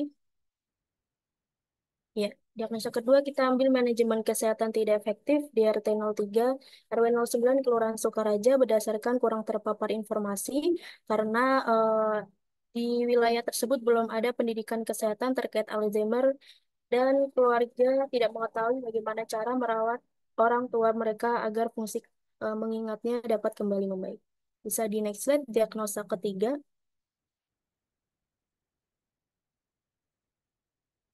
Next slide. Ya, diagnosa ketiga ada penurunan coping keluarga di RT 03, RW 09, Kelurahan Sukaraja berdasarkan kurang saling mendukung karena kurang peran keluarga terhadap perawatan lansia, karena ada keluarga yang enggan menemani lansia ke posbindu karena alasan waktu seperti tidak sempat karena bekerja. Ya, bisa di next slide. Selanjutnya kita ada ke prioritas diagnosa keperawatan komunitas. Di sini ada scoring. Ya, bisa dilihat ya teman-teman untuk urutannya seperti ini. Bisa di next slide ke keterangan scoringnya.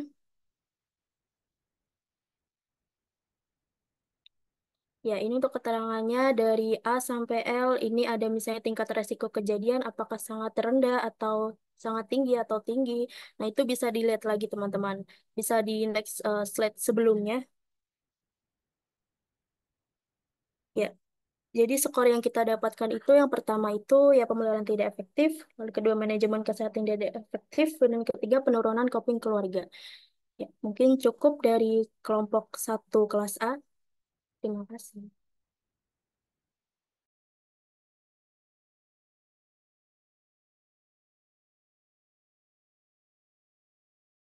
Bentar. Oke, itu ya mana yang satu lagi, kelompok yang satu lagi boleh ditampilkan nggak diagnosanya? Yang tadi. Ini kan sudah ya, tadi saya sudah menangkap sudah sesuai itu untuk diagnosa komunitas ya, khusus kelompok lansia. Nah, yang satu lagi, satu kelompok lagi, coba Ibu lihat, sama nggak? Ada beda nggak?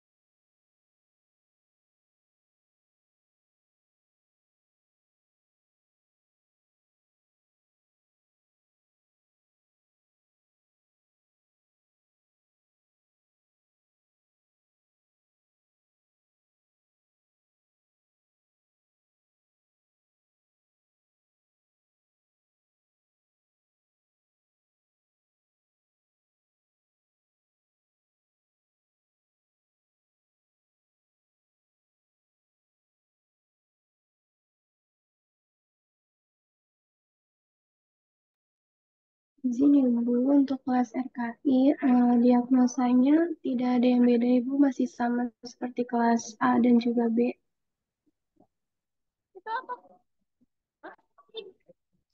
Iya. Vaksin ya?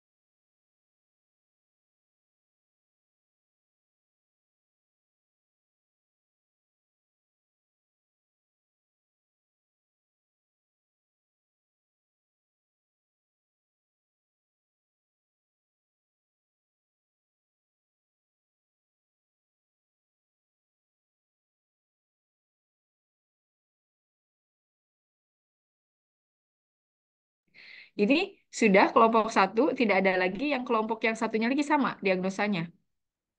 Iya, Tadi yang izin. sambil itu empat, tiga apa empat ini teh? 4B.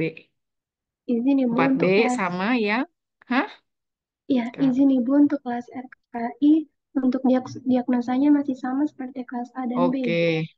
ya udah masih sama berarti. Iya. Oke, berarti untuk kelas A sudah ya, jadi diagnosanya sudah sesuai dengan diagnosa komunitas. Nah, sekarang untuk yang B, yang kelompok 2. Saya minta komentar dulu dari kelompok yang tidak tampil ya, yang dari kelompok 2.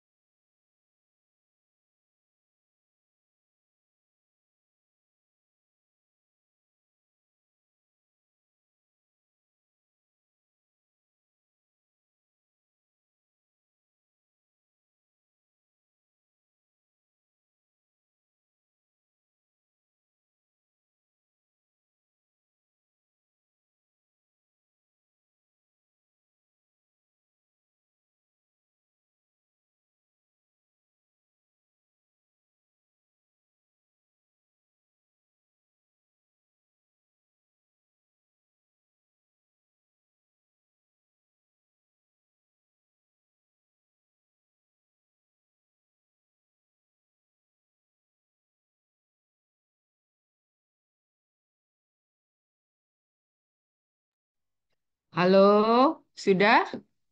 Ya, izin masuk Sama, dulu. sama, Mau sama nggak? ada yang mau ditambahin Ibu? Oke, sok mana Nah, lihat? Coba tadi Ibu lihat.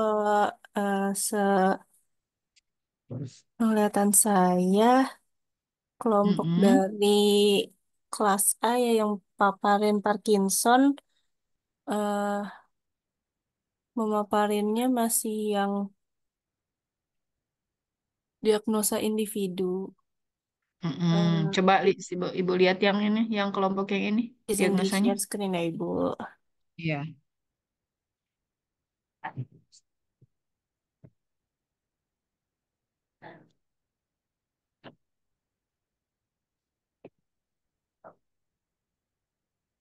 Iya dari kelompok eh kelas B izin nambahin untuk masalah komunitasnya itu ada perilaku kesehatan cenderung berisiko pada kelompok lansia di wilayah RT 02 Jati Asih. Terus ada risiko meningkatnya jumlah penyakit Parkinson pada kelompok lansia di wilayah RT 02 Jati Asih.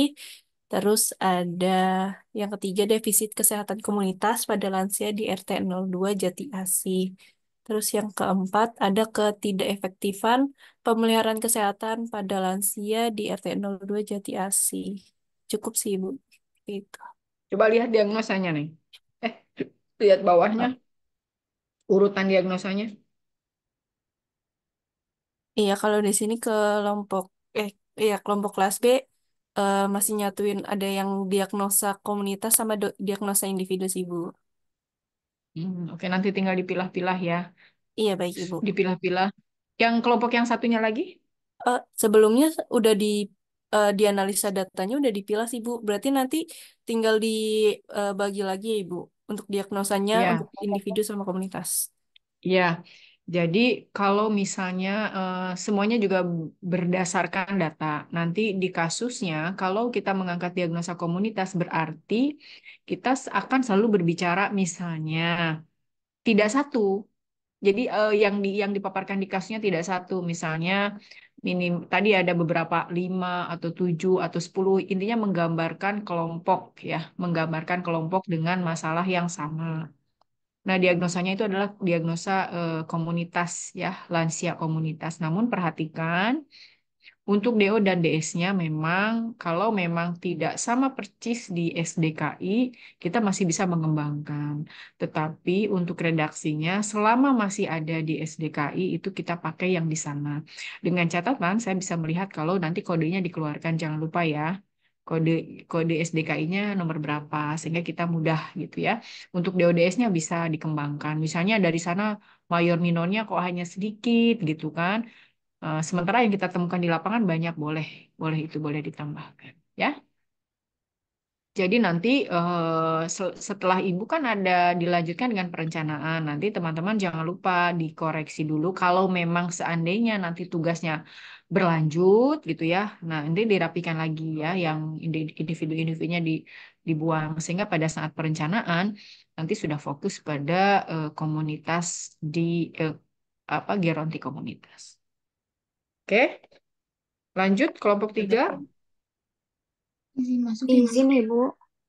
Ya, Untuk waktu gerontik komunitas sudah selesai, Ibu lanjut gerontik. oh habis. Oh ya udah kalau Iya. begitu berarti Ibu untuk semuanya aja ya. Nanti tolong diperhatikan untuk kelompok yang lain. Untuk konsep Ibu tidak berkomentar karena konsep itu hampir sama ya teks. Bu, kalau misalkan teman-teman mau lihat di internet juga banyak, di buku juga sama dan Ibu juga tidak tidak komplain kalau ternyata sama. Toh kalau yang namanya teori itu sama. Tetapi yang akan berbeda itu pada saat teman-teman mengambil kasus karena tidak mungkin kasusnya sama kecuali ya kecuali saling melihat gitu ya. Nah, gitu itu pasti sama. Tetapi yang Ibu harapkan kan soalnya bervariasi. Itu juga untuk menambah wawasan dan pemahaman kita. Kemudian ingat, ini karena materinya bukan individu, adalah komunitas, maka di SDKI-nya tolong dilihat atau dicari diagnosa-diagnosa yang memang masuk ke dalam kelompok khusus ya. Kelompok khususnya apa? Lansia ya, karena kita kan geronti komunitas. Itu untuk DODS menyesuaikan. Kemudian selanjutnya kalau misalnya selanjutnya Ibu titip ini diperbaiki terlebih dahulu kalau memang nanti penugasannya berlanjut ya. Untuk perencanaan kalau memang tugasnya dari analisis dan diagnosa ini tolong dirapikan terlebih dahulu. Jangan sampai kita sudah pernah bertemu, sudah pernah diskusi, tetapi hasilnya masih tetap sama. Ya, itu aja ya. Nah, untuk selanjutnya masih kelas ini atau berbeda? Izin masuk Ibu, masih gabungan 3 kelas Ibu, tapi gerontik Oke. non-akut. Gerontik apa sekarang? Sekarang gerontik non-akut Ibu, presentasi juga. Oke. Ya, berarti yang fraktur ya. Yang itu bukan? Ya Ibu, Yang betul. fraktur CS yang 3 ya, Ya, yang 3. Oke. Nah, berarti kalau ini mah nggak ada ini. Berarti diwakili satu-satu aja ya, karena tidak ini ya, karena 3 kasus. Mangga yang 4A apa, 4B apa, RKI apa. Ibu izin di baik. screenshot dulu ya, Ibu. Iya. Oh iya, iya, iya. Buat kelas B dipersilakan. On cam dan Harus raise ini hand. ya, harus raise hand. Iya, Ibu raise hand. Ya, Izin. bentar. Sebentar ya.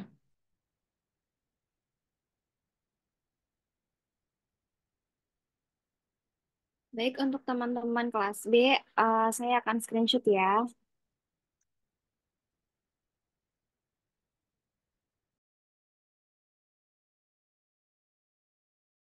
Baik, Ibu. Untuk kelas B sudah. Terima kasih, Bu. Baik, untuk RKI.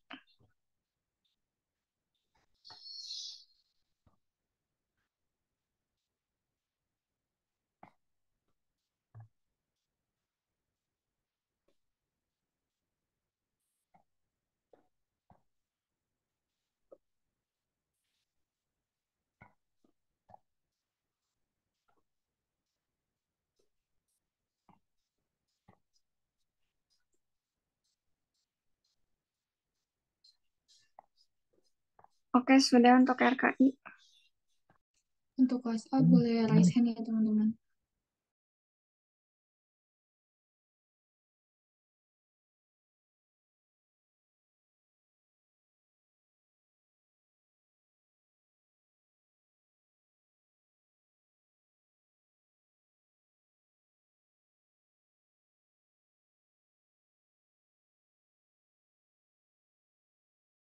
Untuk kelas A udah ya.